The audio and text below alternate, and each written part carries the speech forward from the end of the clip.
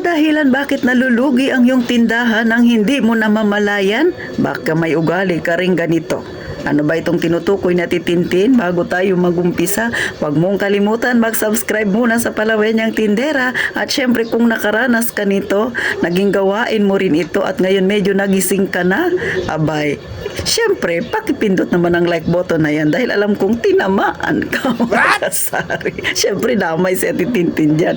At kung hindi ka naman busy, pakishare naman mga kasari ng munting channel na Titintin. At ito na, umpisahan na natin ang Real Talk. Masaya nating chismis. Magandang araw mga kasari-sari. Si Ate Tintin, bakit bang ngiti-ngiti sa topic na ito? Dahil nga sapul na sapul ako. Ikaw na nanonood, masapul ka kaya? O tingnan natin. Ano ba itong chinichismis ko mga kasari? Na siyang nagiging dahilan minsan kung bakit hindi mo na mamalaya na nalulugi ka na pala. Minsan, sige kang kabantay ng tindahan mo, wala ka palang kita, balance lang, ho? Balik puhunan lang. Bakit? Dahil nga sa sobrang tagal mo na sa pagtitindahan at syempre, lagi kang namimili, halos araw-araw kang namimili dahil masipag kang mamili, pero tamad kang mag-check ng resibo mo. Akala mo yung presyo nung nakaraan, yan pa rin ang presyo ngayon. Hindi mo pinansin ang resibo mo, nagtaas na pala. Ang presyo mo, hindi mo pa tinaas. Ang nangyari, lugi ka. Oh, no! So bakit mga kasari? Kasi nga, sa sobrang kumpiyansa mo na. Kasi Ate Tin, araw-araw akong namimili. Tapos yung aking binibili, ayan din halos. O yun na nga mga kasari. Kasi akala mo yung presyo nung nakaraan ay siya pa rin ngayon. O, hindi ka ba nagtataka? Minsan may customer kang pupunta dyan sa'yo, sasabihin niya na, ang mura pala dito sa'yo kumpara doon sa kabila. Kasi sa kabila ang mahal ng ganitong item.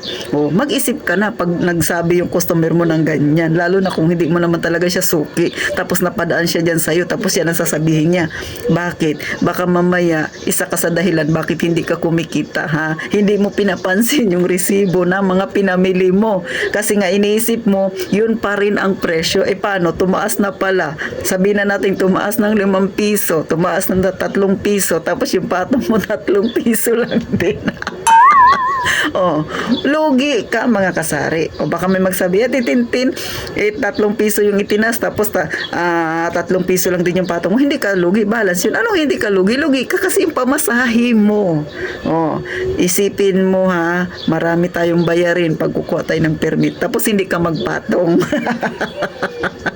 Kaya sa mga may tindahan dyan, abay, huwag masyadong pakumpiyansa. Laging mag-check ng presyo ng mga pinamili ninyo mga kasari. Huwag kang masyadong pa-easy-easy sa tindahan. Baka iniisip mo, maliit kasi yung tindahan ko, Ate Tintin, parang sa'yo lang, maliit lang. Tapos araw-araw pa ako namimili, kaya okay lang. Hindi yun okay.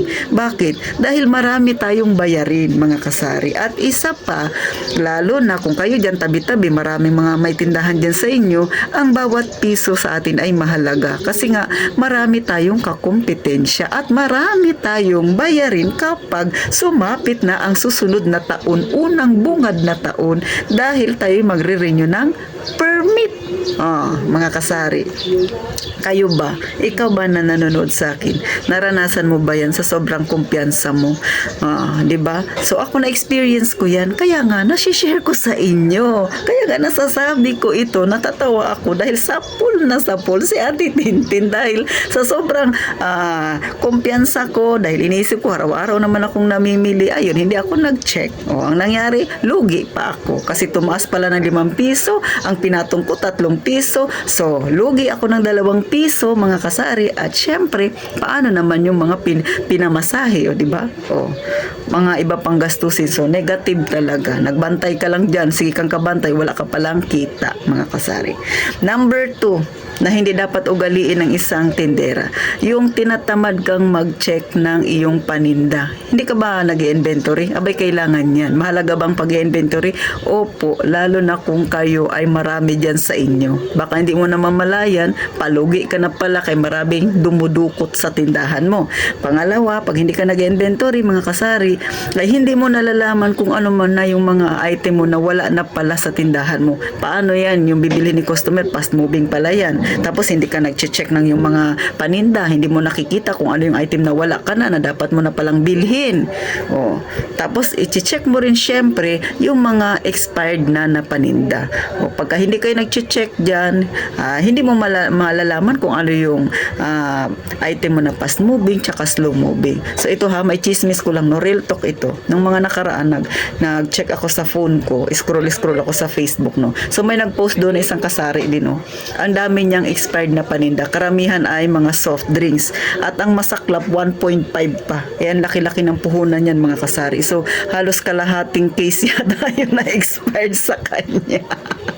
Oh, tatawa-tawa ka kasi naranasan mo, tinamaan ka sa sinabi na titintin. Kaya ugaliin mag-inventory, ugaliin mag-check ng paninda, ugaliin i-check pati expiration, ha, mga kasari. Kasi nga, dyan minsan nangyayari na kaya tayo nalulugi kasi ang daming paninda na itinatapon kasi nga expired na, kasi hindi mo nabantayan. Lalo na pag namimili tayo, no, i-check ninyo sa grocery pa lang. Tingnan ninyo kung yung dinadampot ninyo na paninda ay kung kailan ang expiration. Huwag yung panay bakbak ka lang kuha ng dilata, mamaya pala, 'di ba sa grocery store, yung mga nasa unahan yan yung medyo malapit na ma-expired. Tapos yung mga matagal pa ma-expired yun yung pinadudulo-dulo nila. Oh. Kaya ikaw na tindera, syempre maraming namimili, hindi lang naman ikaw yung nagche-check na expiration. Ganun dapat, no? Kada hawak mo ng item na ilalagay mo sa cart mo, dapat i-check mo kailan ba expiration ito, matagal pa ba ito, mga kasari?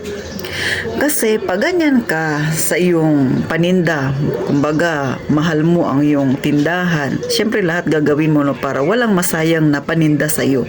So tayong mga may tindahan dapat maging masinop tayo.